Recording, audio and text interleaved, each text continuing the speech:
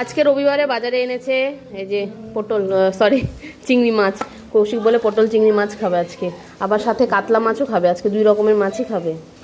আর শাক এনেছে, এটা কি শাক মা? কুয়াশের ডগা। এই যে কুয়াশের ডগা এনেছে, আর এখানে এনেছে পাট শাক। আমাদের তো শাক ডেলি চলে। আর আজকে আমের দাম মনে হয় কমেছে, এই 50 টাকা কেজি। মা কত করে কেজি নিল বললো? 3 কেজি আম 120 টাকা এরকম কিছু নিয়েছে।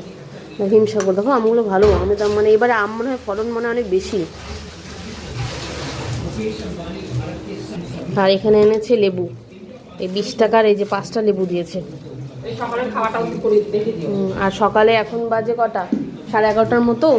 অনুরাগ টিউশন থেকে আসলো, সকালে এখন ভাতই খাবো। ও খাবে মাছ ভাজা বড়া টড়া দিয়ে ভাত।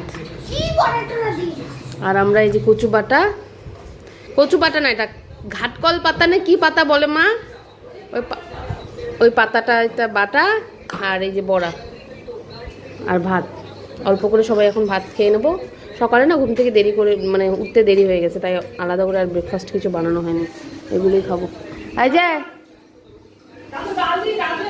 বাবা ডাল দিয়ে খা।